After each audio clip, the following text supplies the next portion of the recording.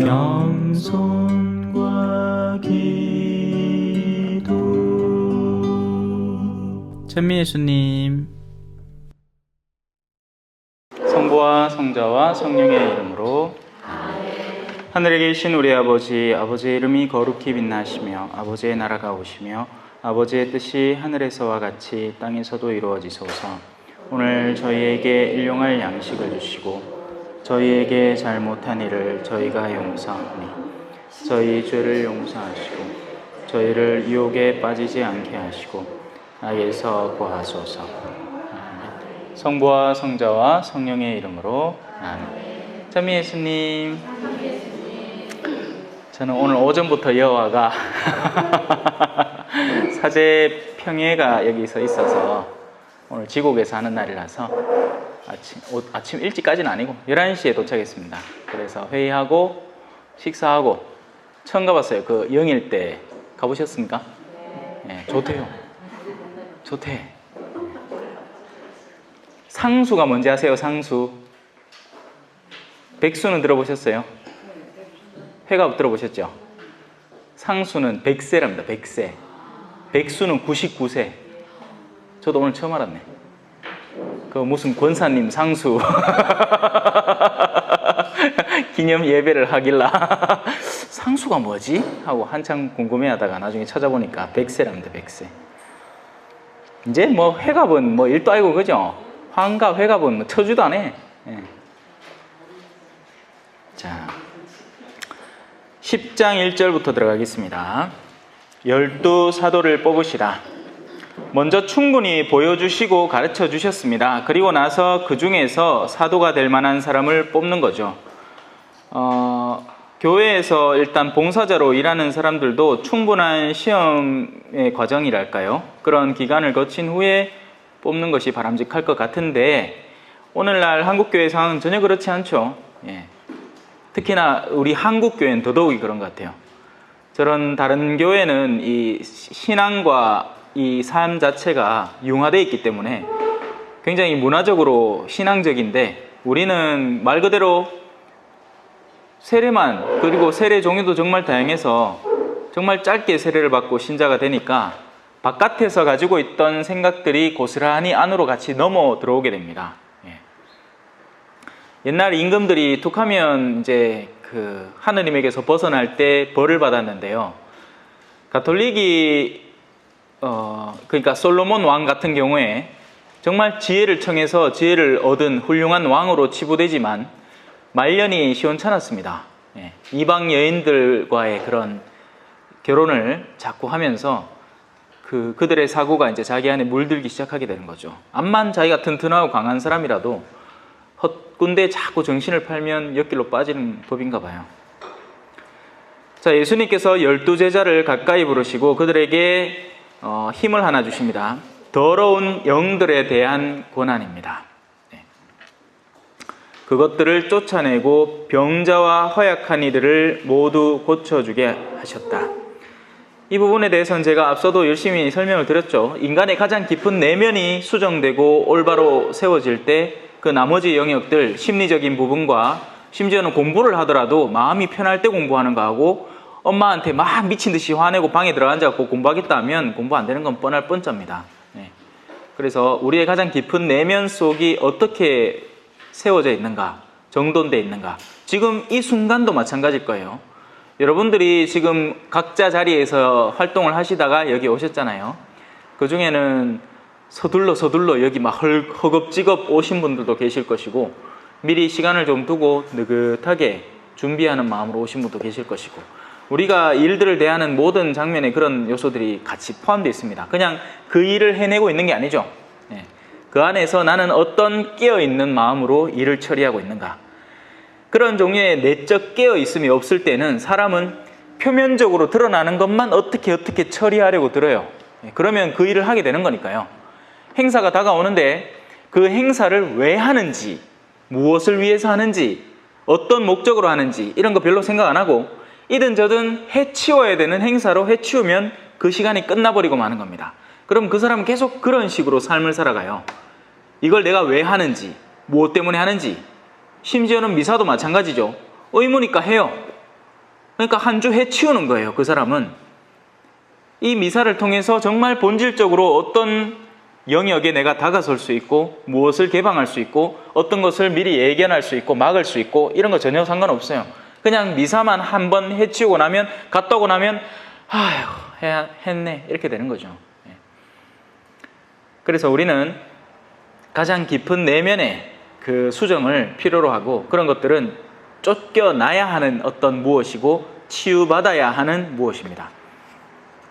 그 안에는 더러운 영들이 깃들어 있을 수 있으니까요. 또 반대도 마찬가지예요. 성령도 들어올 수 있어요. 그 영역에. 물론 최종적으로는 성령을 받아야겠죠. 하지만 여러분도 알다시피 성령께서는 예수님께서 승천하시고 난 뒤에야 비로소 그 제자들이 다락방에 모여 있을 때 그들이 받게 됩니다. 그렇다면 그들의 일련의 활동들, 예수님과 함께한 시간조차도 온전히 성령에 사로잡힌 활동들이 아니었다는 것을 알 수 있고 그 안에는 수많은 가능성이 공존하는 겁니다.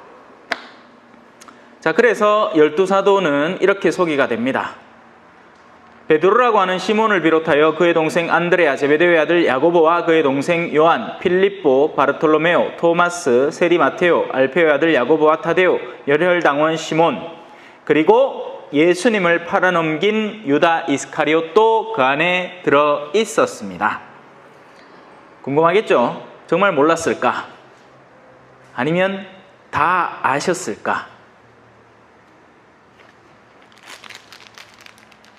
이 케이크는 떨어질까? 아니면 떨어지지 않을까?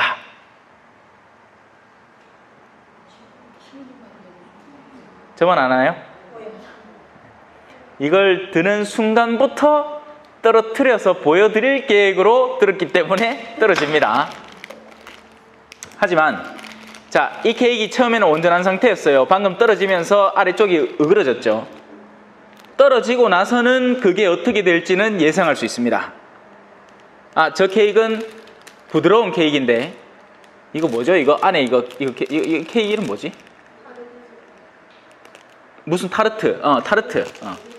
이게 말랑말랑한 건데 이게 떨어지는 것과 이 컵을 떨어뜨리는 것과 이 텀블러를 그리고 이 사기 컵을 떨어뜨리는 것에 대해서 우리는 예상할 수 있습니다. 맞죠? 하지만 근본적으로 아까 여러분들이 궁금해하셨던 것처럼 신부님이 떨어뜨릴까 말까는 저만 아는 거예요. 떨어지고 나면 그 일을 예측할 수 있죠. 하느님은 세상을 아시는가? 예, 아십니다. 한 자매가 자기가 가방을 탐내고 남편이 어떻게 일하는지 그 형편이 어떤지 얼마나 성실한 사람인지도 알면서도 이 욕구가 그 남편에 대한 그런 배려보다 더 커질 때 그 일이 어떻게 될지 하느님은 알고 계세요. 그 집은 풍비박산납니다. 그 여인은 남편을 미친 듯이 닥달을 해서 그 안에 있는 그 평화를 다 깨뜨려버리고 관계를 파괴하고 그리고 나서 원하는 돈을 얻을 수도 얻지 않을 수도 있겠지만 그 마음이 사라져 있지 않은 동안은 끊임없이 그 작업을 계속해서 남편을 닥달할 거예요. 안 멈춥니다. 사람의 의지라는 건 대단한 거거든요. 좋은 쪽도 마찬가지예요. 한 사람이 한 사람을 살리겠다고 작정을 하면 안 멈춥니다. 예.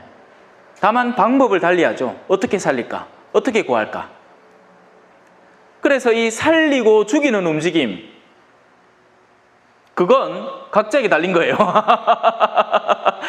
죄가 우째합니까? 성경 강의 들어오면 다 착하나?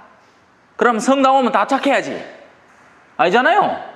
그 안에 별의별 인간들이 다 있어요. 아메 하는 놈, 애터미 하는 놈, 또 지 세력 기반 마련하는 놈, 더 인맥 관계 잘 맺어갖고 좀 있는 사람하고 잘 지내가 지 뭐 득 좀 몰라는 놈, 별 희한한 인간들이 다 있거든요.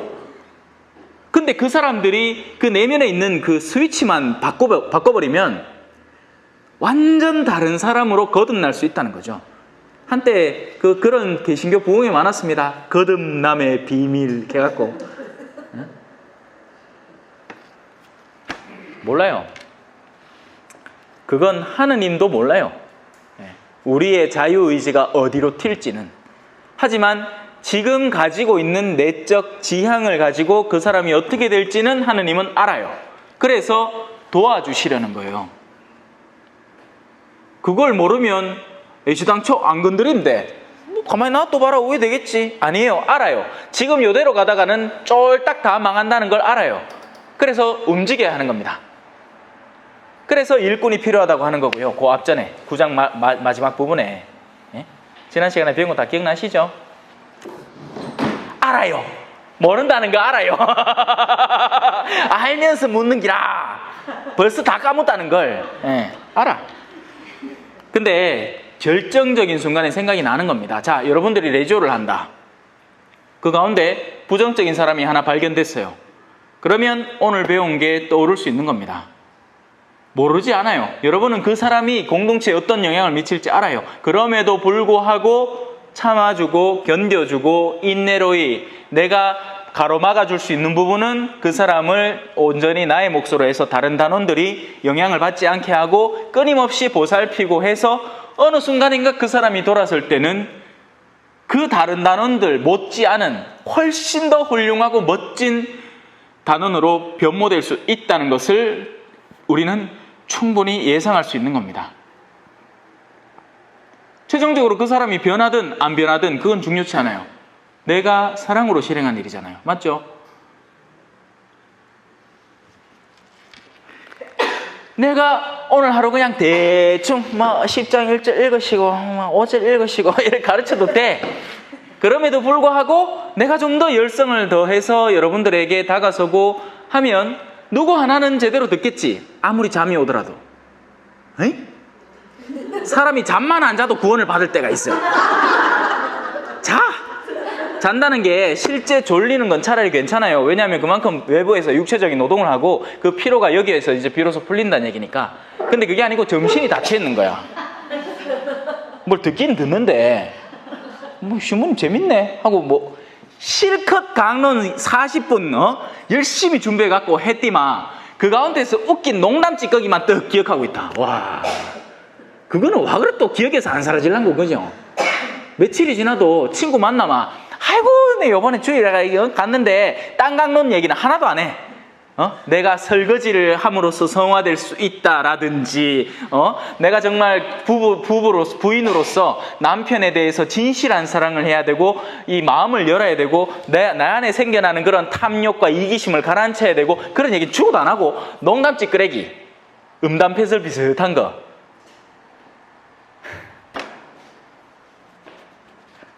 요 근처에 성당 하나가 있는데 그 신부님은 미사하기 전마다 농담을 하나씩 하시나 봐요.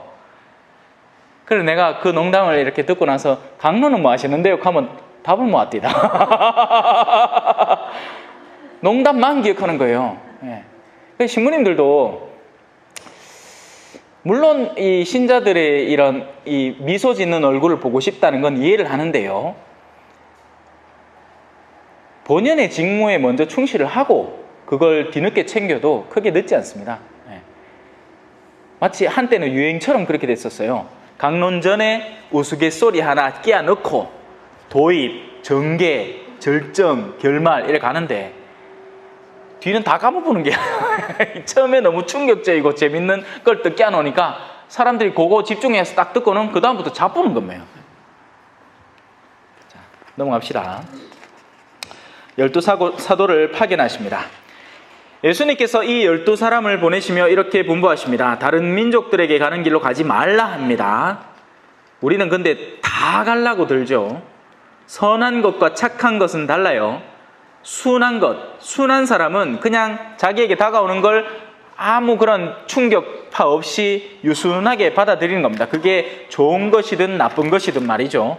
선한 사람은 자신에게 다가오는 것의 영적인 의미를 깨달아서 반드시 이건 내가 취해야 하는 거면 내 몸이 거부하더라도 그걸 취하고 반드시 내가 거부해야 하는 것이면 정말 외적으로 아름다워 보이고 달콤한 요소라도 그것에 대해서 절제할 수 있게 됩니다. 그만하십시오. 그런데 이게 초짜배기 보좌신부 때는 그게 잘 안 돼요. 보좌신부님 때는 기본 착한 게 좋은 거다라는 관념을 가지고 있다 보니 사기를 많이 당합니다. 찾아가고 신부님 제가요 교도소에서 나온 지 얼마 안 돼가 그래도 한번 살아보려고 이래 살다가 성경이 너무 읽고 싶은데 성경이 없습니다. 하면 막 보좌 시부님 지가 막 주교님한테 선물 받은 성경 막 그런 거 막 갖다 준다. 이거라도 읽어보시고 다시 한번 생각해 보십시오. 내가 자살할 생각을 갖고 있는데 우리 신부님 만나가 내가 마음을 고치 먹는다 하면서 일단 마음 샀는 기라. 지금 누구 얘기하게요? 나야 나 내가 그렇게 당했거든요. 아따 성경 막 서품 받을 때 받았는 거 줘보고 막 챙겨주고 막 필요한 거 없나 하고 그때 막 신자들이 막 도와주신 거 막 나는 막 돈이 갑자기 막 보니까 부담스럽더라고요. 그래갖고 아이고 마침 잘 됐다 싶어갖고 가가해서 캣띠마 나중에 그 사람이 내 이름 팔고 댕기네. 우리 교구에 동기 신부님을 줄줄 돌매. 아이고 내가 마진우 신부님한테 도움을 많이 받았는데. 그래 이제 분별력이 필요한 거죠. 착하기만 해서는 안 돼요, 여러분. 비둘기처럼 순박하기만 해서는 안 되고 뱀처럼 영리해야 됩니다. 근데 이걸 또 잘못 생각하면 큰일 나. 뱀처럼 영리하다는 게 냉랭하다는 건 아니에요. 예. 그거하고는 달라요. 온유함과 친절함을 간직하되 아닌 것에 대해서 아니라고 해줄 줄 알아야 한다는 거죠. 레지오 단장으로서 착한 건 이해를 해요. 그런데 그 착함은 온유함과 친절함 선에서 끝나야 하고 이 레지오를 본질적으로 망칠 수 있는 어떤 단원의 기이한 행동. 아이고 내가 레지오 한두에 하는 것도 아니고 막 오늘 1차 대충 하고 우리 바로 2차 가시다. 그때 단장은 아니요 우리가 할 것은 분명히 하고 넘어가도록 합시다. 해야 됩니다. 근데 그렇게 안 하지. 자기도 먹고 싶으니까 자기도 이게 좋거든. 나중에 하나님한테 혼나요. 떼찌 한다 하긴 해. 다른 민족들에게 가는 길로 가면 안 돼요. 다른 민족들의 길을 함부로 밟아서도 안 됩니다. 사마리아인의 고을에도 들어가지 마라. 여기서 말하는 다른 민족이라고 해서 무조건 우리 한국 사람이니까 일본 사람 이런 개념이 아니고 다른 길, 우리가 걷는 그 본연적인 신앙의 길과 다른 길을 걷는 사람들. 요즘 들어서 이게 점점 복잡해지는데요. 정도입니다, 정도.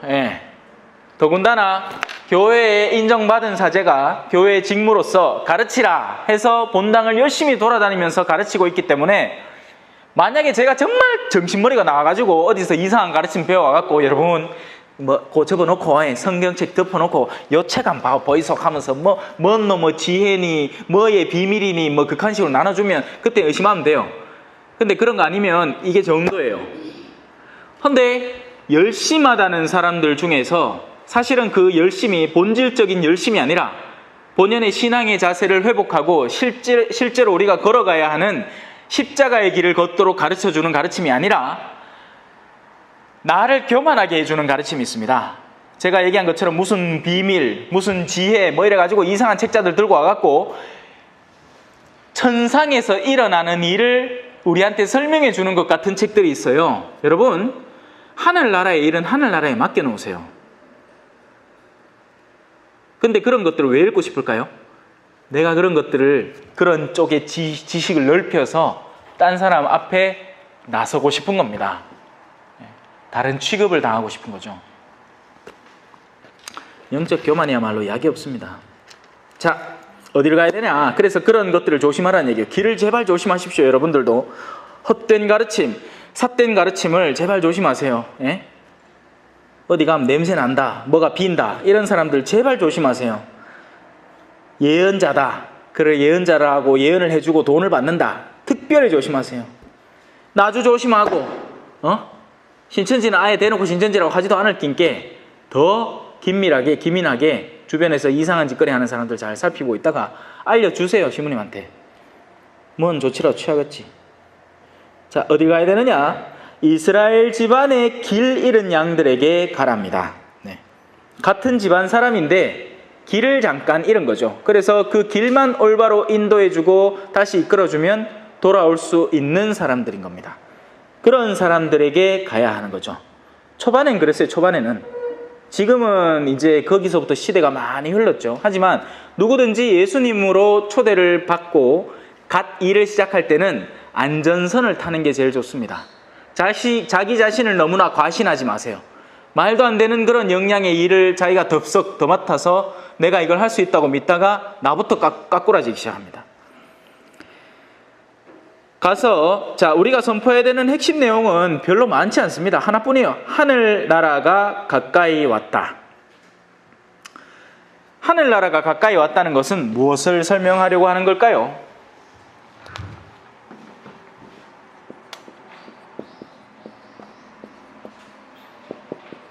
하늘나라는 하느님의 나라입니다.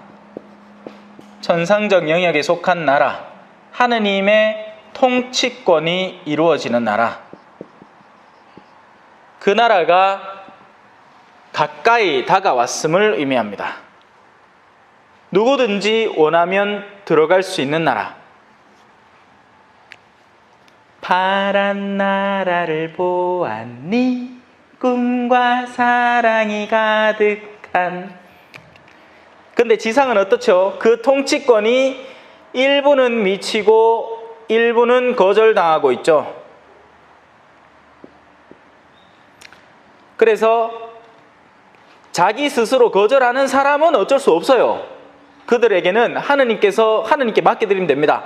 하느님이 어떤 계기나 사건, 사고 등등을 통해서 그들이 깨닫도록 충격파를 주시든지, 아니면 삶의 은근한 방향성, 향기를 풍겨가지고 그들을 끌리게 하시든지 문수를 내요. 우리가 찾아가야 하는 건 하느님의 나라를 받아들이는 가운데에서 살짝 엇나가기 시작하는 그 마음이 자체가 선에 물들어는 있는데 아직 갈피를 잡기 힘들어하는 그들을 말이에요. 그들.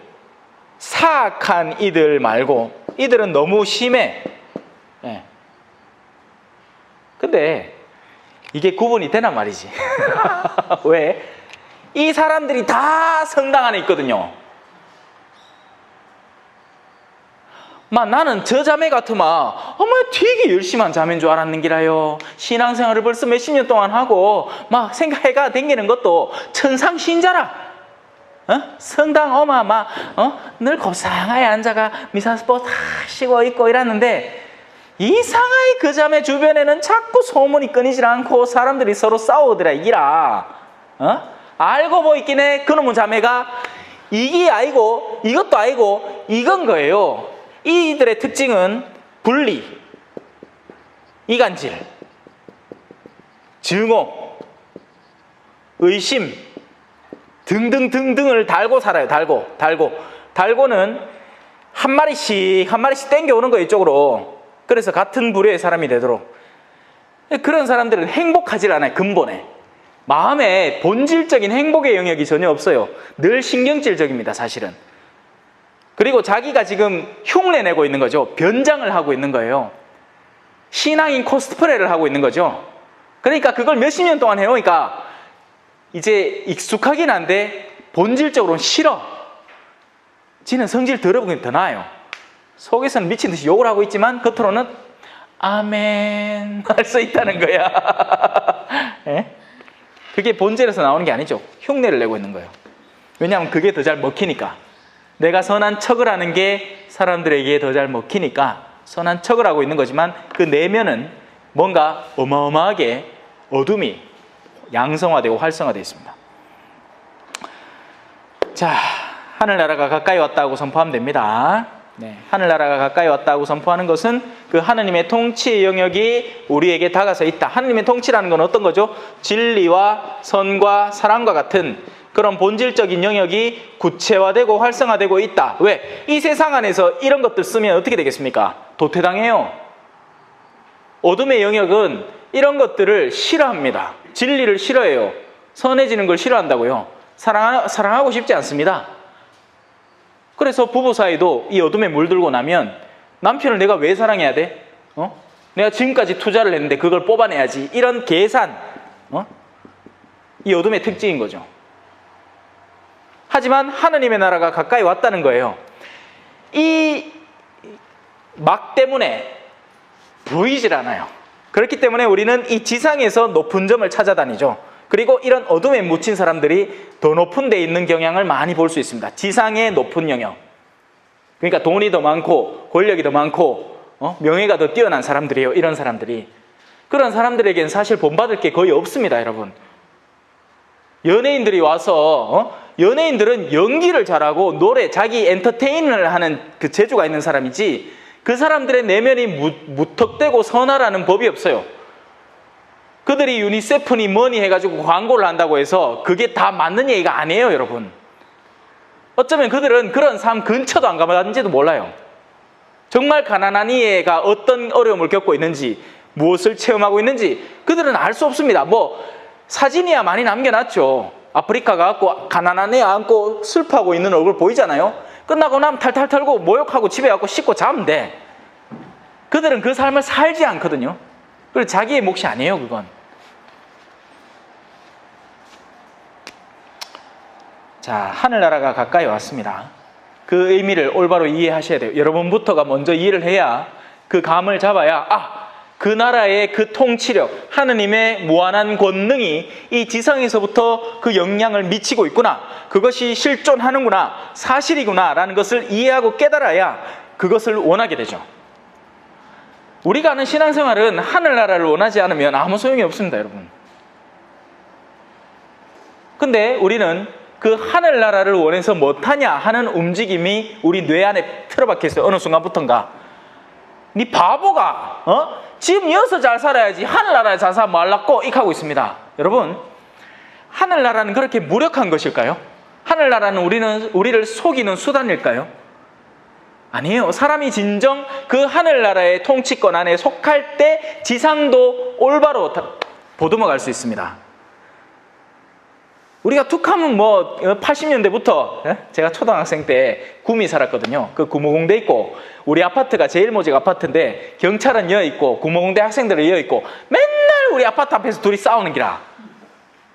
최루탄 터뜨리 가매. 그래 우리는 그게 또 신기하니까 옥상 올라가갖고 물안경 한 개씩 쓰고 이렇게 보는데 최루탄이 눈만 따갑게 합니까? 아니죠. 코도 귀도 피부 닿는데 다 따갑잖아요. 그래 처음에는 하하하 보다가 갑자기 바람이 훅 불어갖고 최루탄이 훅 날라왔는데 죽겠는 거예요. 와 하고는 막 쫓아가갖고 그때 또 뭘 모르잖아. 원래 최루탄을 맞으면 좀 참아내고 견디고 딱 던짐을 해야 되는데 시커 붙는 기라 물. 그래? 자, 딴 얘기입니다.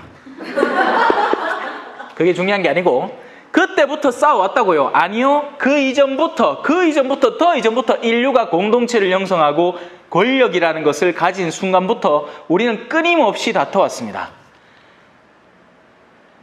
근데도 우리는 뭐만 바뀌면 세상이 달라질 것처럼 생각을 하죠.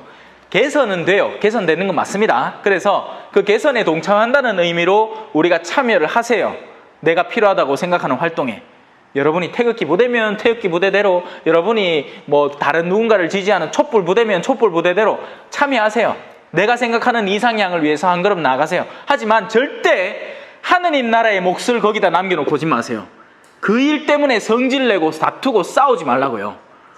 일을 해결을 하세요. 일을. 내가 할 만한 일에 투표를 해야 되면 투표를 하고 선거를 나가야 되면 선거를 하고 내가 국회의원이면 그 국정을 올바로 운영을 하고 내가 맡은 영역에서 최대한의 일을 하세요. 하지만 하느님 나라의 몫을 거기다 던지지 말라고요. 함부로.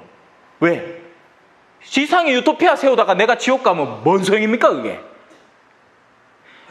여러분, 하늘나라를 이 땅에서 사는 사람들이 정치를 해도 잘합니다. 마음이 양선하고 올바르기 때문에 어디로 가야 올바른 길을 걷는지를 아는 거예요. 그 사람이 우파면 우파대로, 좌파면 좌파대로 자기가 맡은 영역 안에서 자기 책무를 충실하게 이행하는 겁니다.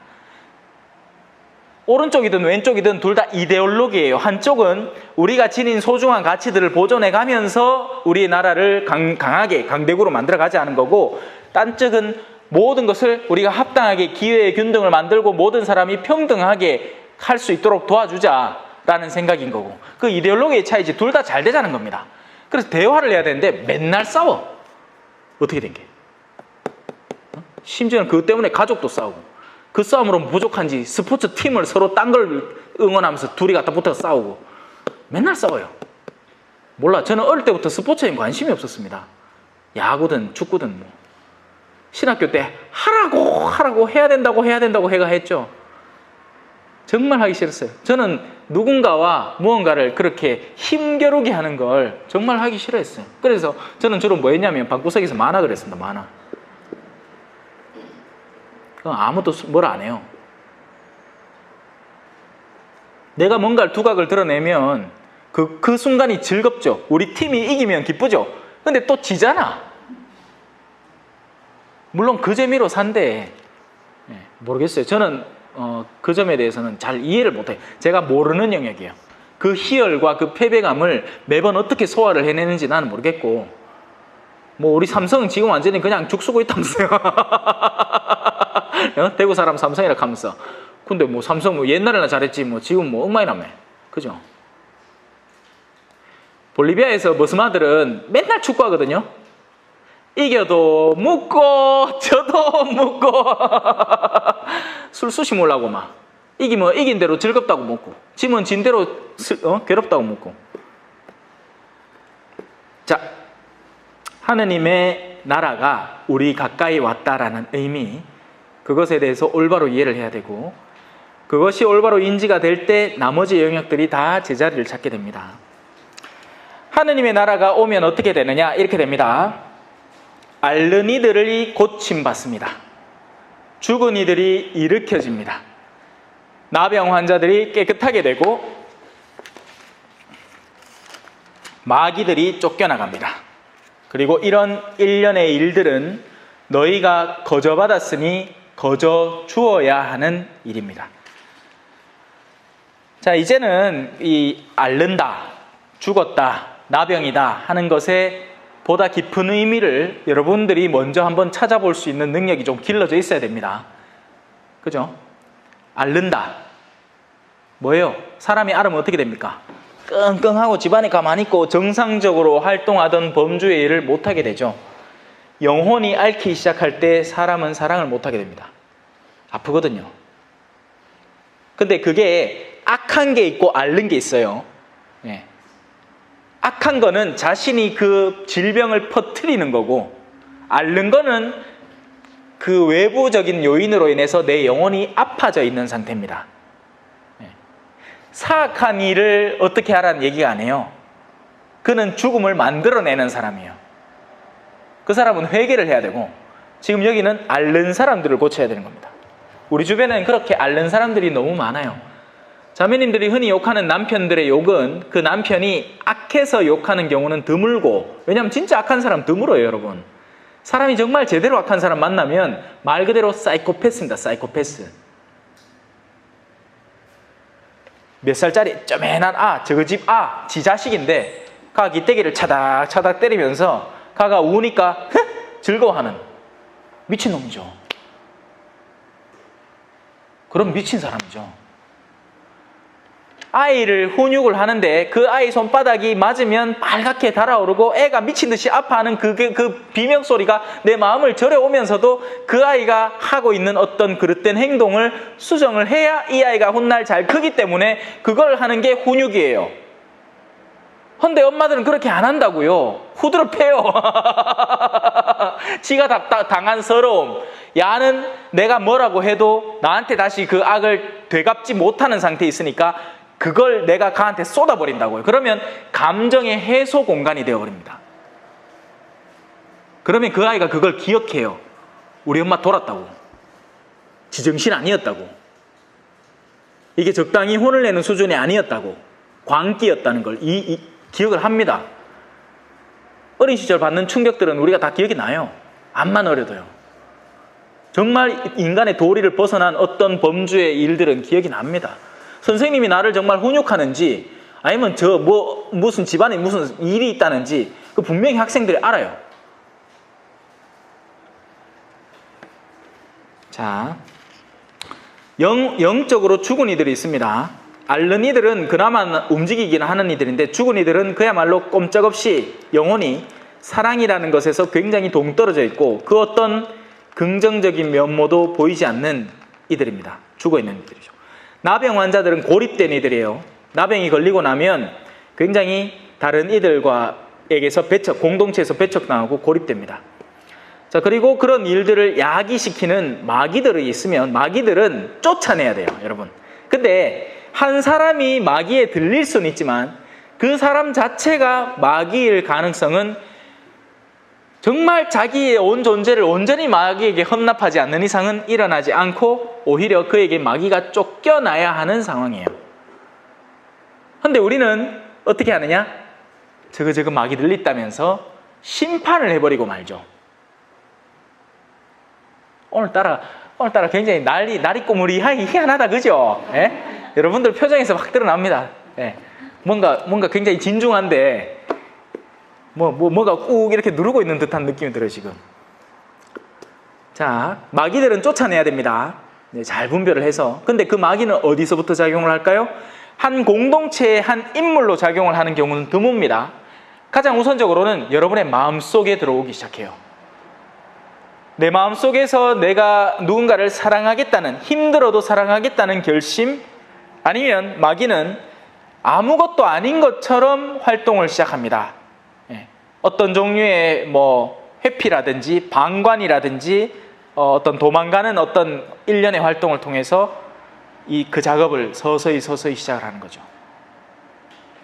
우리가 분별력이 살아있으면 그런 경우에는 아니야 하고는 다시 힘을 내서 더 적극적이고 활동적인 영역으로 다가서기 시작하는데, 깨어있지 않을 때는 그래 이 정도야 하고는 물고 들어가다가 이 죄가 점점 커지는 거죠. 자기의 체면이 중요했던 사람인데 내 체면을 손상할 어떤 사건이 벌어졌어요. 그래서 그 체면을 내가 상하지 않으려면 제3자에게 탓을 돌리고 거짓말 한 번만 하면 그 사람에게 사람들의 시선이 넘어가고 또 그 사람들이 그렇게 적극적이지 않으니까 알아봐 주진 않을 거야 하고는 사실은 그거 내 아이고 그 사람이지 하고는 내가 말하고 있는 대상자에게 거짓말 하나를 남겨놨는데, 근데 그 사람이 그걸 기억하고 있다가 우연찮은 계기로 그 사람에게 그 말을 해버리는 겁니다. 가가 카던데 네가 했다고. 그리고 나서 그 사람이 이제 또 따지러 오죠. 잠이 안 온다 내일 아직 먹고 따지러 가야겠다 하잖아요. 따지러 와요. 그러면 또 이 사람은 잘못했다 하면 되는데 자기의 자존심이 가장 강한 사람이기 때문에 아니라고, 그건 내가 한 거 아니라고, 가가 말을 잘못 전달했다고, 이런 식으로 또 자꾸 일을 불려나가는 거예요. 악마는 참 기민합니다. 악마는 진리에는 장님이 되지만 거짓과 악한 의도에는 굉장히 냄새를 잘 맡고 기민하기 때문에 그런 것들을 활성화시키는데 단단히 준비가 되어 있습니다. 활시가 단단히 당겨져 있어서 누가 거짓말 하나만 하면 그 활 전체를 쏴버리는 거죠. 악령에 들리는 게 대놓고 내가 무슨 인신제사 마치고 막 그래갖고 내 악령이 내 안에 들어오는 게 아니라 아주 작은 소홀함을 통해서 나를 잠식해 들어갈 수 있는 거예요. 그리고 주로 두려움을 이용해요. 악마는 두려움을 이용합니다. 하느님은 두려움을 이용하지 않아요.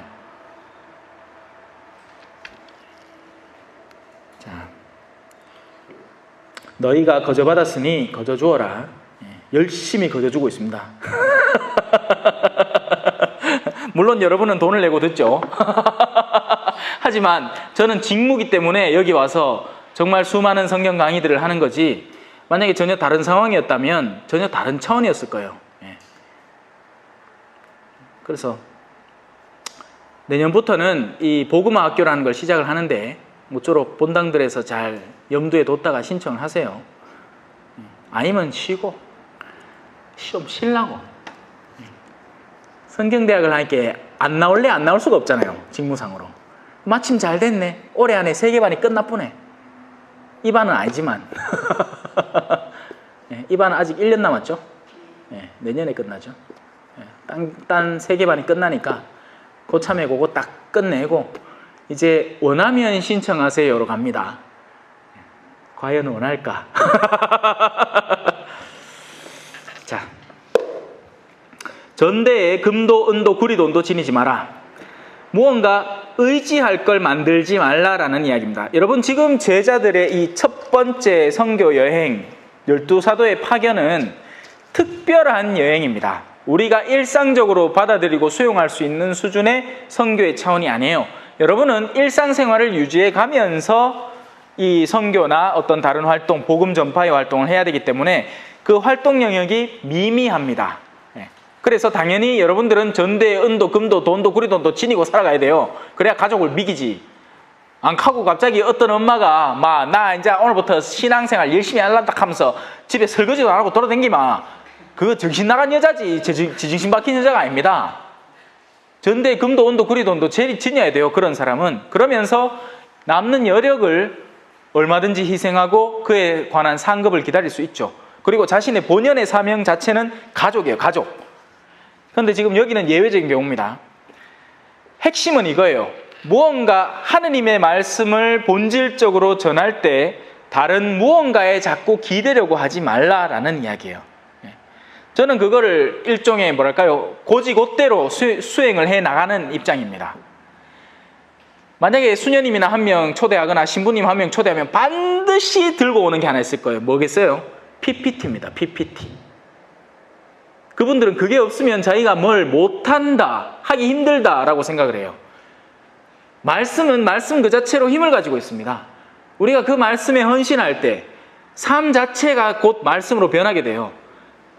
아니, 여러분들 친구들하고 나가 대화할 때 잠깐만 하고는 주섬주섬이야 컴퓨터 꺼내가 기다릴래 하고는 딱 켜고는 이거 프로젝터 딱 켜가, 자 1번 화장품 이 화장품에 보다시피 피부에 좋은 역할을 가지고 있고, 자 2번 슬라이드 볼까. 2번 화장품 코 피지 제거에 하는 특효, 이렇게 설명 안 하잖아요. 마치 여러분들이 그것을 써본 사람인 양, 써봤으니까 내가 잘 알고 내가 가진 선에서, 내가 가진 능력과 역량 안에서, 그리고 내가 만난 그 순간의 만남 안에서 펼칠 수 있는 역량을 다 펼치는 거예요. 역시 확실히 자매님들이 이게 대단해요. 이게 정말. 얼마 전에도 제가 식사를 하러 갔는데 와, 정말 끊임없이 말씀을 하시대요. 존경스럽습니다, 진짜. 저는 이렇게 한번 쏟아내고 나면 집에 가 뻗어봅니다. 그리고 집에서는 거의 말을 안 해요. 우리 같이 사는 신부님도 만약에 여와 수업 듣잖아요. 정말 저런 인간이었나 할 겁니다. 같이 살면서도 저는 얘기를 안 해요. 거의 할 얘기도 없고 뭔 얘기를 해야 될지 모르겠어요. 앉아있는 신부님들은 막 스포츠 이야기, 유현진 이야기, 시즌이 어떻게 됐느니 나는 그거 다 듣고 있는데 뭔 소리가 뭔 소리인지도 모르겠어. 감주도 쉬있어. 10분간 쉬시고 계속할까요? 무게중심이 어디 있는가 하는 것은 중요합니다. 제가 이렇게 서 있지만 오른쪽에 무게중심을 더 많이 두면 이 왼쪽 의자를 빼도 상관이 없어요. 하지만 걸쳐져 있는 동안 더 안락하게 머물 수 있는 거죠. 하지만 중심은 분명히 이쪽에 있습니다. 반대라면 어떻게 될까요? 반대로 여기 걸쳐져 있는데 이걸 빼면 나는 그 순간 나뒹구는 거예요. 바닥을. 그것처럼 신앙생활을 하는 우리들은 우리의 무게중심이 어디에 걸쳐져 있는가 하는 것은 굉장히 중요합니다. 세상이 무너지기 시작할 때 그 자체로 내가 동시에 무너진다면 내 무게중심이 사실은 거기 있었던 거예요.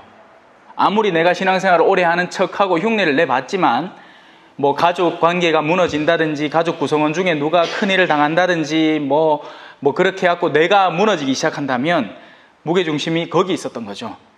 그래서 하느님은 이 사람의 무게중심이 어디 있는지를 알아봐야 되잖아요. 왜냐하면 하느님도 몰라. 그 부분은 자유의지이기 때문에, 당신의 모상을 고스란히 반사시켜 놓은 자유의지이기 때문에 우리가 어디에 속해 있는지 하느님은 알아봐야 되는 거예요. 그걸 알기 위해서는 그러니까 십자가의 시련이라는 것이 허락되는 거죠.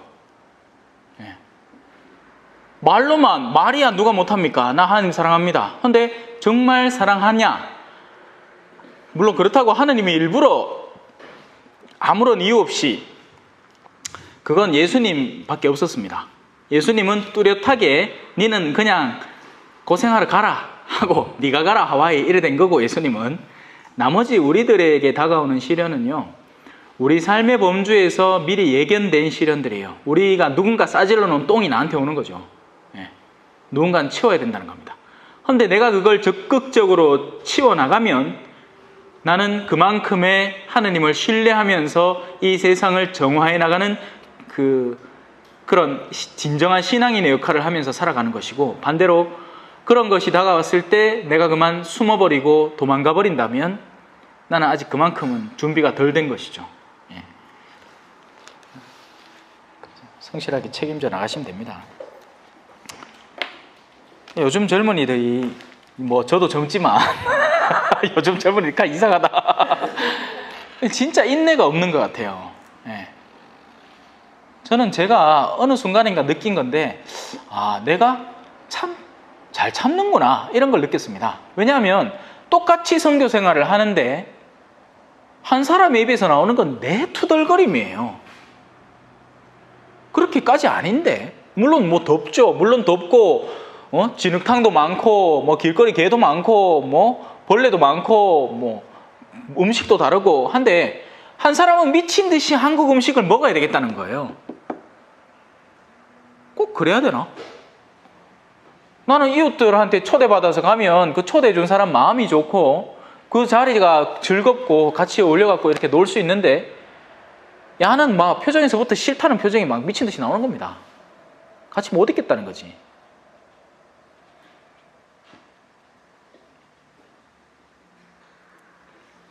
자,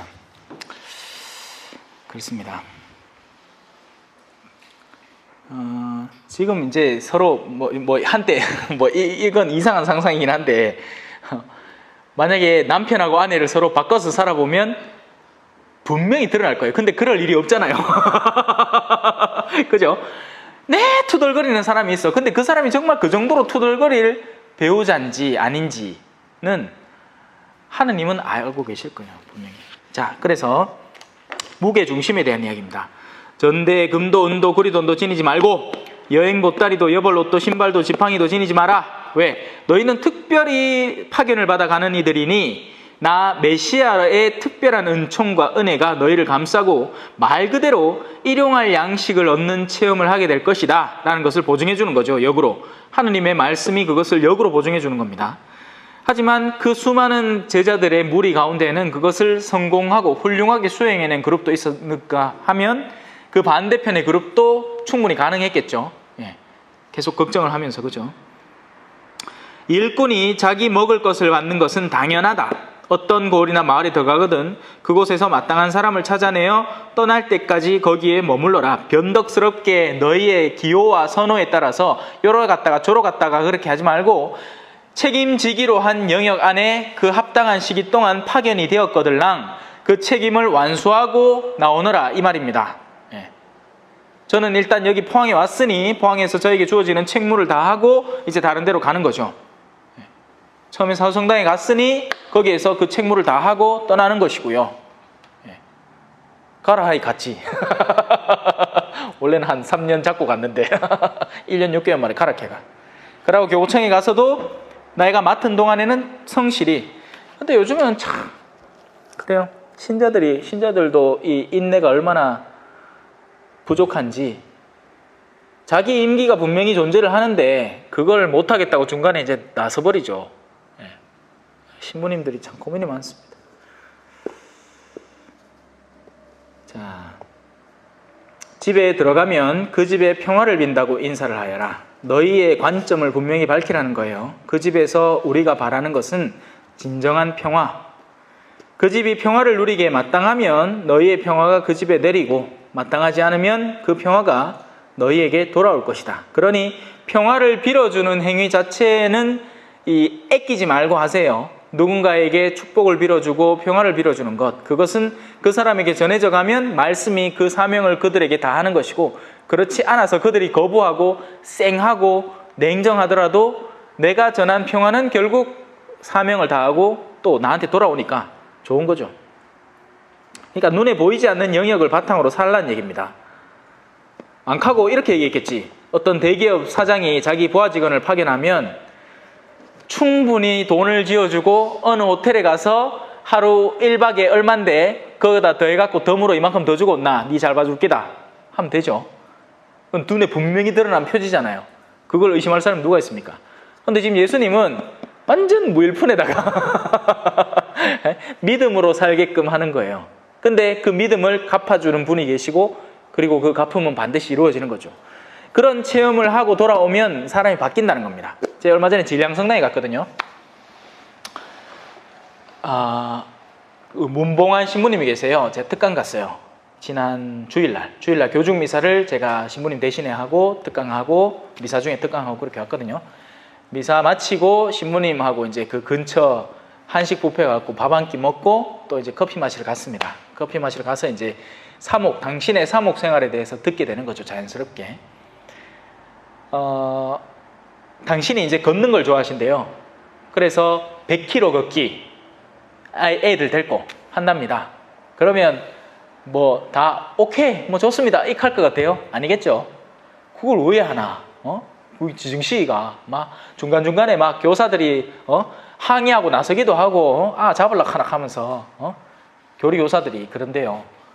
근데 당신이 그렇게 했다는 거죠. 근데 그걸 거치고 난 아이들은 자기들이 어마어마한 체험을 했다는 그 경험이 생생히 살아있기 때문에 할 얘기가 있다는 겁니다. 그 경험이 자신 안에 채워져 있는 거예요. 자기는 100km를 걸어나인 거예요. 네. 근데 해보지도 않고 투덜거리기만 하면 체험도 없고 또 앞으로 뭔가 시도되더라도 그만한 인내를 갖지도 못하겠죠. 이미 100km를 걸어본 아이들은 나중에 뭐 100km 정도야 군대 가서도 유격하면서 뭐 기껏해야 56km, 60km 이렇게 걷는데, 물론 그 상황 자체가 이제 군장을 메고 걷겠지만 벌써 한번 100km를 걸어보면서 그 사이사이에 견디는 고난과 힘겨움과 그런 일들을 겪어본 아이들은 준비가 되어 있다는 거예요. 사실 저만 해도 그랬었어요.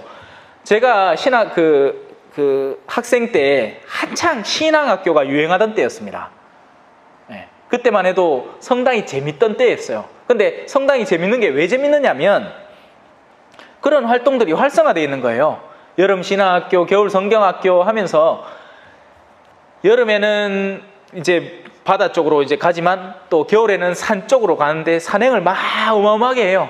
네. 그러면서 텐트도 막 지고 다니고 여름에는 텐트 치고 걷고 뭐 삐코라기 불면 어디로 다 또 뛰어가서 모이고 뭐 해산하고 뭐 그런 생활을 막 해보면 나중에 군대에 딱 갔는데 내가 신학교 생활하는 거나 여 생활하는 거나 별반 차이가 없는 거예요. 오히려 신학교 생활 더 빡세. 신학교는 기도까지 하잖아. 군대는 기도는 안 하거든요. 대신에 이제 아침 구보를 좀 해야 그렇지. 그런 미묘한 차이가 있는데 빡세게로는 신학교가 더 빡센 거예요. 그렇더라니까요. 우리 안에 어떤 체험이 누적되어 있고 경험이 있는가에 따라서 내가 일상을 대하는 그런 융통성과 어떤 여력도 완전히 탁월하게 달라지는 것 같습니다.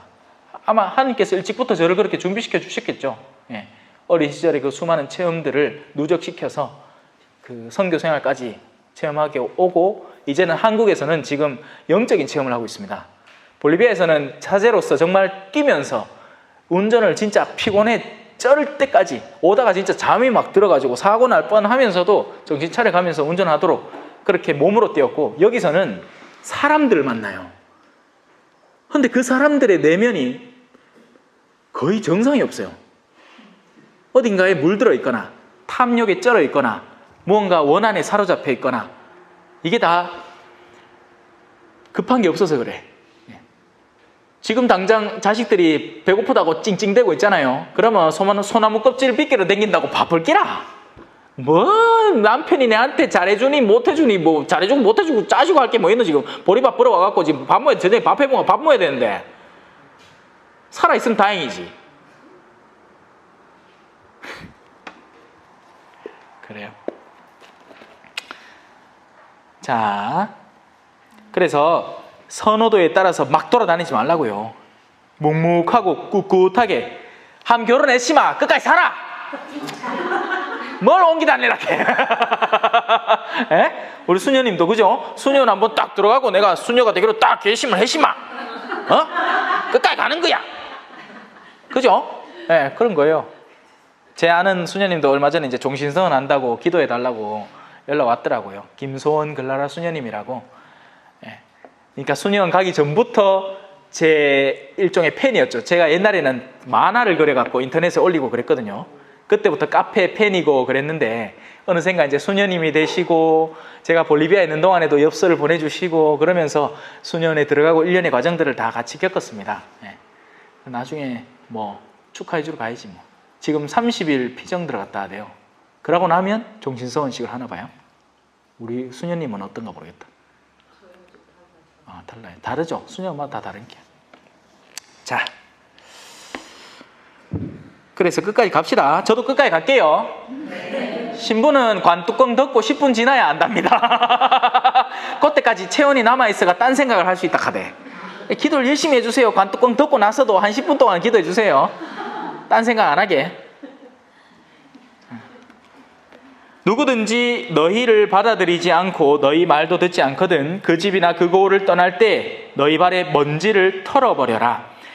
예수님의 제자들은 수용하고 받아들이기도 하지만 그걸 거부하는 이들, 이 어둠에 속한 이들에게는 합당한 경고 표시를 하는 것도 구원과 연계되는 겁니다.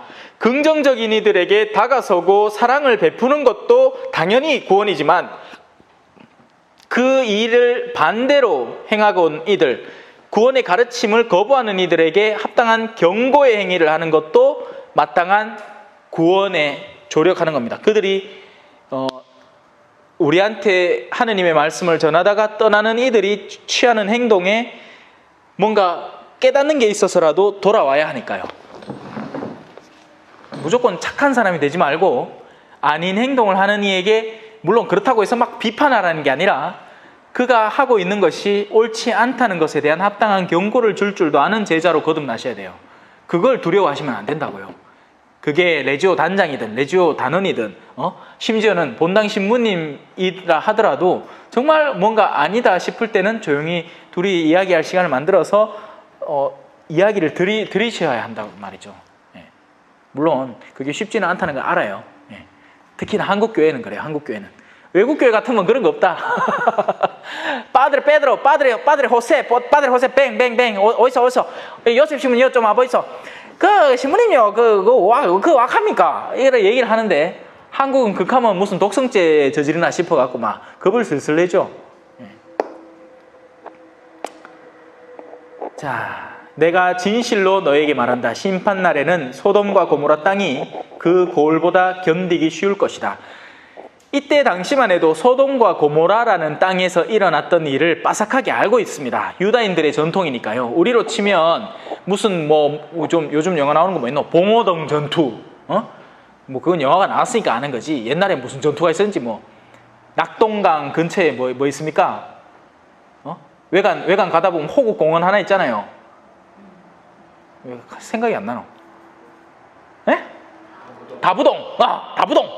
다부동 전적지 하면 우리 한민족, 우리 갱상도 사람들은 그 근처 지나다니다가 위에다 탱크라도 하나 바실 테니까 알 거 아닙니까? 그죠? 거기 전쟁이 일어났다는 거. 근데 외국 사람은 다부동 해봐야 뭐 다부동이 뭐고? 다부로? 뭐 모를 거 아니에요? 소돔과 고모라라는 말만 들어도 그들은 저주받은 땅이라는 걸 아는 거예요. 근데 지금 예수님이 그 말을 하는 건 그런 충격파를 통해서라도 말씀이 거부되지 않기를 원하시는 게 본래 목적입니다. 자, 이제 제자들이 각오해야 될 거 한번 볼까요? 박해를 각오해라. 나는 이제 양들을 이리떼 가운데로 보내는 것처럼 너희를 보낸다. 마음이 싱숭생숭하신 겁니다. 당신 제자들은 참 착하거든요. 물론 유다가 끼어있지만.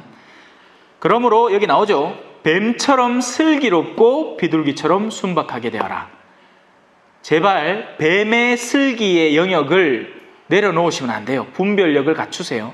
올바른 분별력이 있어야 이걸 내가 감당할 일인가 아닌가 뭐 이런 여러 가지 것들이 분별이 돼요. 안 그러고 그냥 순하기만 하다가는 덥석 문 그 물건에 내 무게로 내가 물게 된 그 물건을 내가 이렇게 쥐고 있을 줄 알았는데 알고 보니 가가 힘이 더 세가 내가 그 딸려 올라가고 있는 거야. 예? 물가에서 낚시를 하면 물고기가 어머야 저 쪼매한기 저거 내 머리 끄대려고 왔네 하고는 지가 안 물죠. 근데 그 물린 게 아니고 지가 끌려가는 거잖아. 낚시판 일간에 숨어 있다가 목에 탁 걸고는 쭉 끌어갑니다. 술을 끊다가 뭐 한 잔 정도야 캤다가 그 한 잔이 그날 완전히 생조지고 그날 저녁에 막 음주 측정당해갖고 면허 취소당하고 그 괴로움에 막 그 다음날 막 성질 나갖고 막 또 무면허로 운전하다가 차는 어디다 갖다 쳐박고 사람 하나 지기가 막 깜빵 들어가고 가족은 풍비박산 나고 수순인 거죠. 수순. 예. 슬기로워야 돼요. 내 앞에 있는 이 대상이 어떤 존재인지 역으로도 슬기로워야 되죠. 정말 이 사람이 필요한 사람인지 아닌지. 그죠? 내 앞에 황금이 있고 다이아몬드가 있는데 나한테 분별력이 없어가지고 나 요거 받고 말게. 요거 뭐 반딱반딱하게 보기 좋네 하고는 집에 갑부. 그럼 될까요? 안 될까요? 안 되겠죠? 하지만 수많은 미사에서 일어나는 일입니다. 예. 지금 내 앞에 진행되고 있는 이 거룩한 성찬의 예식이 그 가치가 얼마만한지 우리가 올바로 깨닫지를 못해서 그냥 대충 갔다 오는 거예요. 그냥 그 레지오 보고 때 숫자 하나 더 늘려놓으려고. 차라리 그러지 말고 평일 미사를 좀 덜 가세요. 오늘도 제가 그 유튜브에 내일의 복음 이렇게 이야기하다가 한 분이 질문을 하는데, 신부님 제가 월요일은 성경대학, 화요일은 뭐 수요일은 뭐 레지오, 뭐 목요일은 뭐 하고 미사 하고 막 가만히 보니까 일정이 막 어마어마무시해요. 근데 그러는 통에 다 평온하면 되는데 집에서 불평불만이 나온다는 거죠. 아빠가 너무 성당에 그거 한다고. 그런 것 같으면 미사를 덜 가야 됩니다. 미사를 더 가는 게 은총스러운 게 아니라 미사를 덜 가고 성당 활동을 줄여야 돼요. 그게 분별이라고요.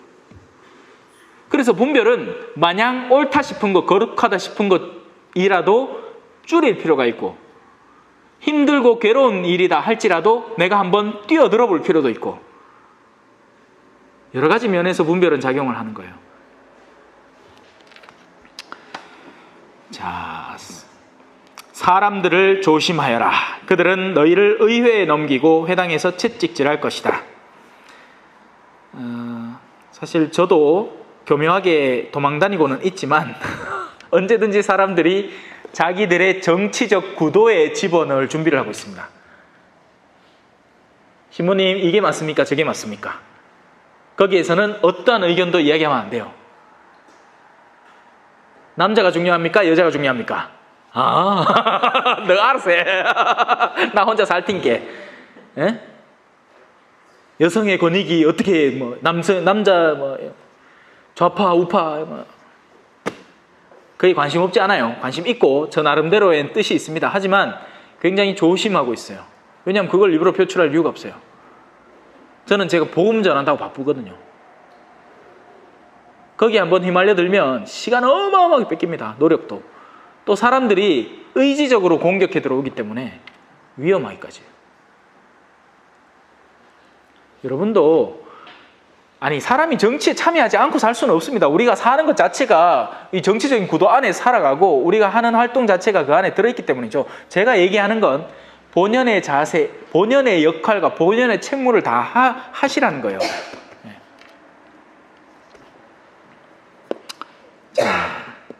또 너희는 나 때문에 총독들과 임금들 앞에 끌려가 그들과 다른 민족들에게 증언할 것이다. 뭐 꼭 말을 해서 증언하는 게 아니고 또 반드시 이런 질질 끌려가서 정말 핏떡이 돼가지고 막 그래도 천주교를 믿겠느냐? 믿습니다! 하고 땡강 잘리고 뭐 이런 게 아니고, 여러분이 이미 일상 안에서 다른 신앙 없는 친구들 앞에 나설 때 여러분은 총독과 임금들, 그 나름의 세상의 군주들 앞에 서는 것과 마찬가지입니다. 그리고 여러분은 증언을 하는데요, 그 증언은 꼭 우리가 나는 천주교 신자요, 나는 이런 신앙이 진리를 믿소 해서 드러나는 게 아니라 내가 살아가는 삶의 태도와 자세와 모습으로 드러난다는 거예요. 이미 종업원 하나를 대하는 태도와 자세, 그런 여러 가지 것들.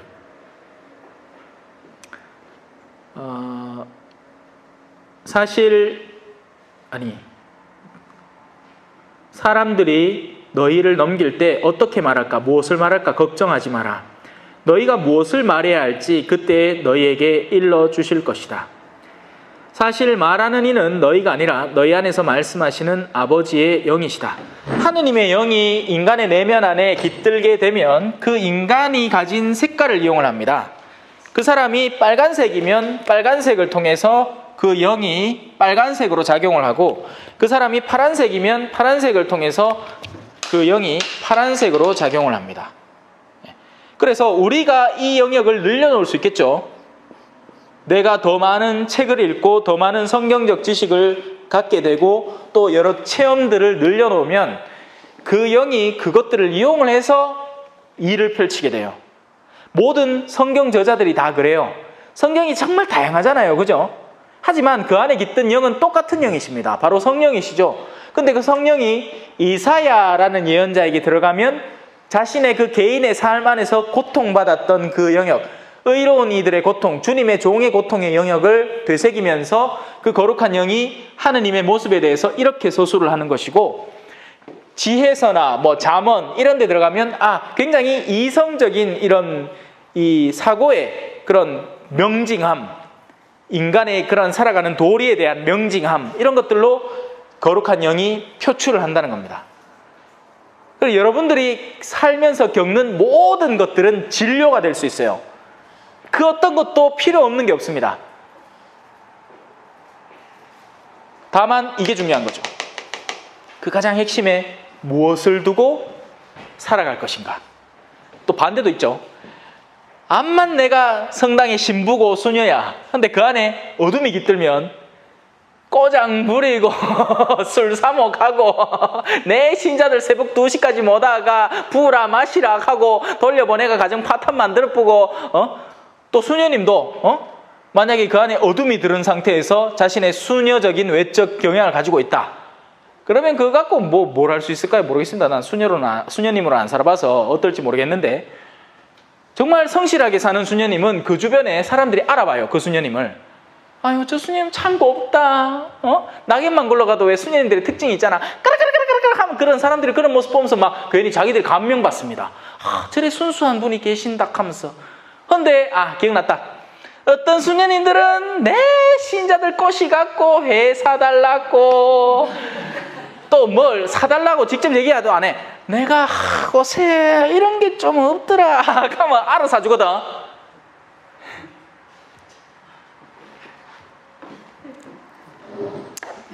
그래요. 네. 그러니까 그 안에 뭐가 들었냐가 중요해요. 여러분들도 마찬가지예요. 일반 평신도 신자분들도 그 안에 정말 신심을 품고 사는 사람, 하느님에 대한 열정을 품고 사는 사람은 자신의 삶이 정돈되어 있고 또 다른 사람에게 굉장히 열정적이고, 어머야 저 사람이 신부가 됐어야 될 사람인데 싶을 정도로 정말 그러니까 예비자들을 데리고 온데 탁월함을 지니고 있습니다. 그 사실 이미 다 구워 삼긴 거죠. 내 삶 자체가 남들이 보기에는 저 사람은 참 대단한 사람이다 싶은 삶을 살아가니 그냥 말만 건네면 돼. 오늘 주말에 내와 같이 성당 좋은 데 한 가볼래? 그럼 따라오는 겁니다. 예수님도 비슷했고요. 자, 사실 말하는 이는 너희가 아니라 너희 안에서 말씀하시는 아버지의 영이실 테니 그 어떤 것도 걱정하지 말고 너희가 이미 갖고 있는 진료를 바탕으로 그 안에 영의 작용을 활성화시켜만 놓아라. 그러면 된다, 이 말입니다. 형제가 형제를 넘겨 죽게 하고 아버지가 자식을 그렇게 하며 자식들도 부모를 거슬러 일어나 죽게 할 것이라.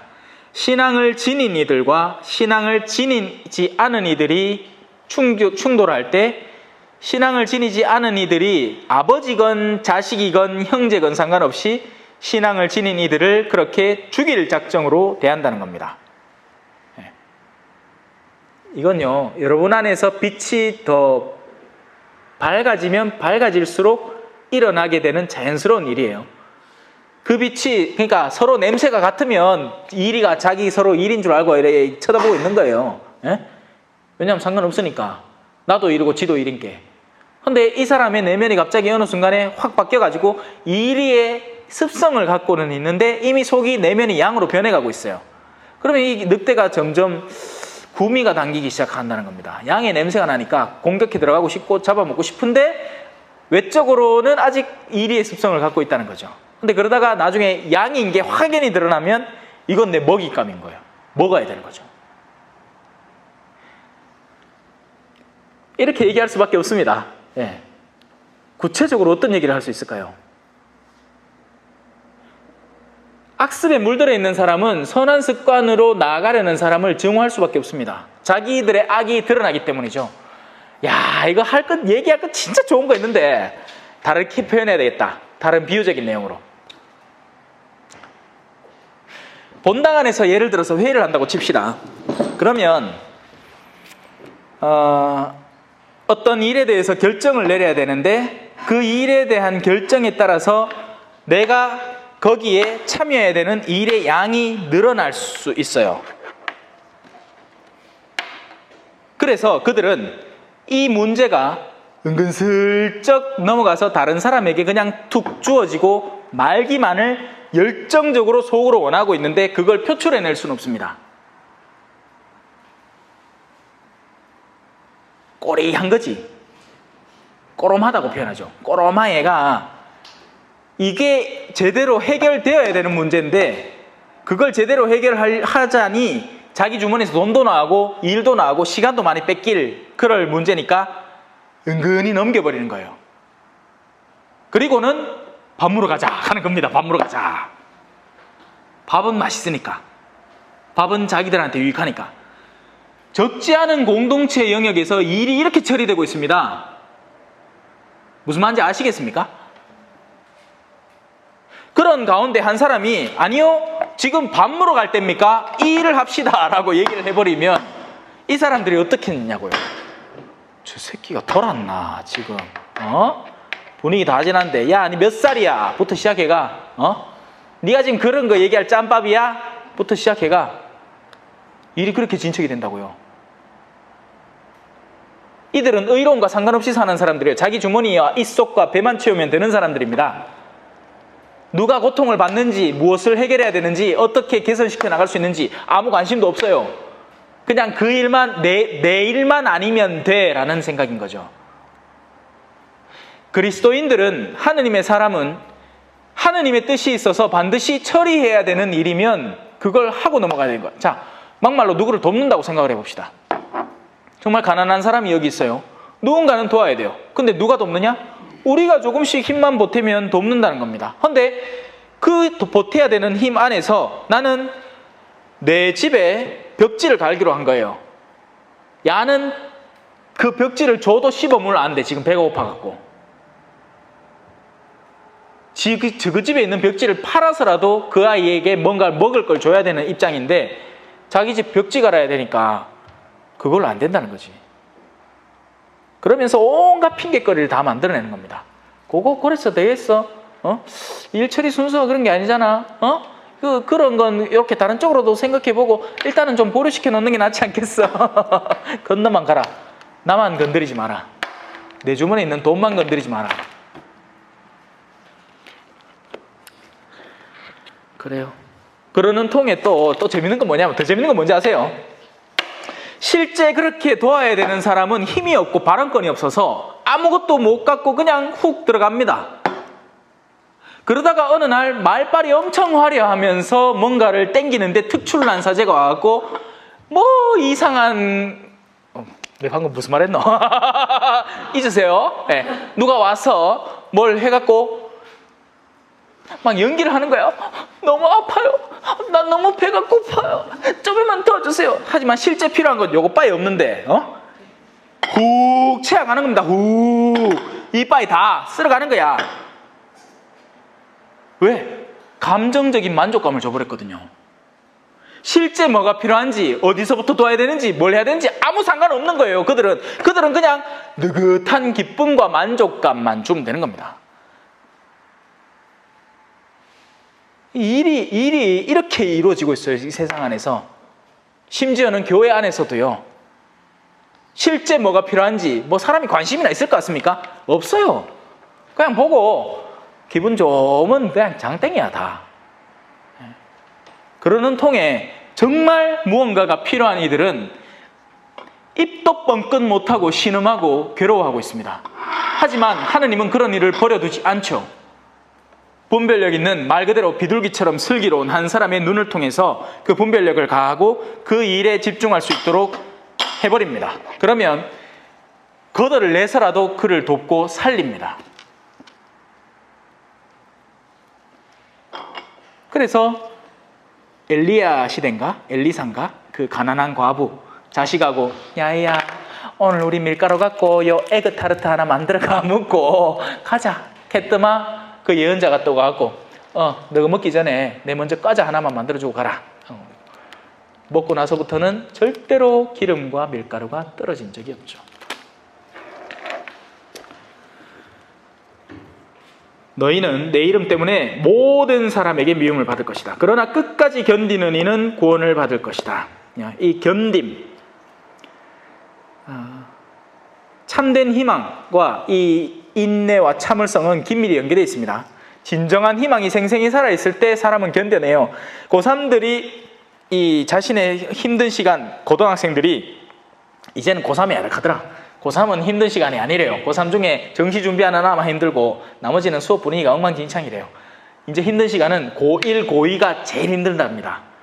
뭐 별게 다 있대. 준비해야 될 게 너무 많대요. 뭐 수행 평가, 뭐 종합 전형, 뭐 해가지고 공부는 공부대로 해야 돼. 시험 준비도 시험 준비대로 해야 돼. 뭐 내신은 내신대로 챙겨야 되고 또 그 와중에 무슨 활동 PPT 만들어가 발표하고 뭐 하고 뭐 어디 찾아다니고 뭐 자료 모으고 뭐 생쇼를 다 한대요. 야, 저는 참 수능 세대라 다행입니다 싶더라. 뭔 얘기를 하다 얘기했지? 희망이 제대로 있으면, 자, 그 아이들이 그래도 불구하고 고1 때부터 그렇게, 나는 그래도 좋은 대학에 들어가야지, 나는 좋은 삶을 내가 쟁취해야지 하는 그 생의 갈망이 그때부터 벌써 시작되는 겁니다. 우리 때는 순진하게는 했죠. 고1 때는 그냥 친구들하고 잘 놀고 수업 때 딴짓만 안 해도 그냥 착한 학생이었어요. 바른 학생이었다고요. 근데 지금은 고1 때부터 이제 그런 구도관계, 경쟁 구도관계, 얘한테 점수가 조금만 더 넘어가면 얘하고 나하고 완전히 방향 자체가 달라지기 때문에 철두철미한 관계가 더 일찍부터 시작되는 거예요. 지금 우리는 호랑이 새끼들을 키우고 있습니다, 여러분. 그 아이들은 계산에 약삭 빨라요. 미래를 정말 뭐 어른들이 은근히 기대하는 것처럼 지금부터 그런 훈련을 하면 네가 원하는 직무를, 네가 원하는 일을 네가 마음껏 할 수 있을까? 그거 아니에요. 점수예요, 점수. 오직 점수. 호랑이 새끼를 키우고 있다고요.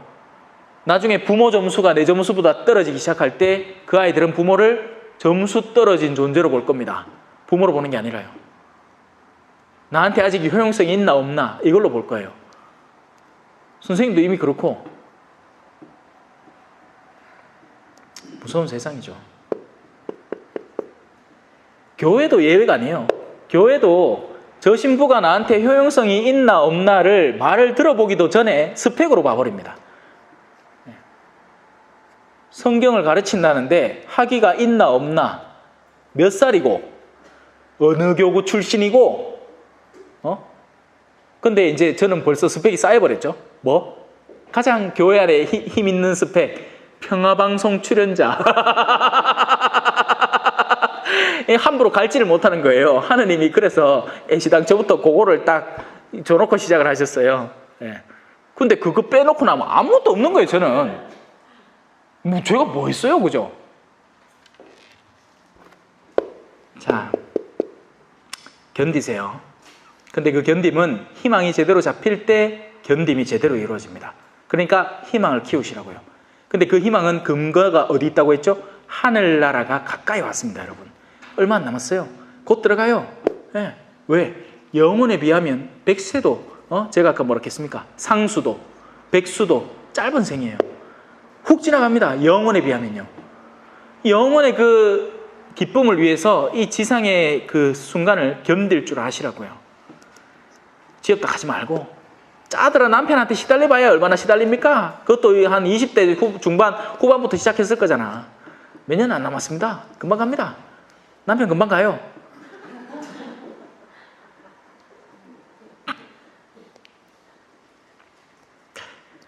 자, 어떤 고을에서 너희를 박해하거든 다른 고을로 피하여라. 이거 줄 끊어오세요. 피하세요. 여러분 피할 줄도 아세요. 예? 우리가 뭔 너무 영웅이고 히어로라고 다 당하고 다 젠딤에 있으려고 하지 말고 엉뚱한 얀세니즘이 파고들어가지고 엄청 뭔가를 많이 해내고 그냥 묵묵히 견디기만 하면 다 되는 줄 알아요. 아니에요. 피할 수 있으면 피하세요. 예. 특히나 요즘 피하기 좋잖아. 제가 직접적으로 얘기할 수가 없어서 그런데 뭐 피할 수 있는 여지는 많습니다. 딴 데 잠깐 미사 가세요. 예? 미사 가면 될까 아이가? 예?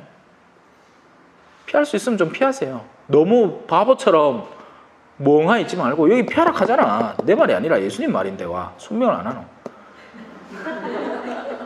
내가 진실로 너에게 말한다. 너희가 이스라엘 고을들을 다 돌기 전에 사람의 아들이 올 것이다.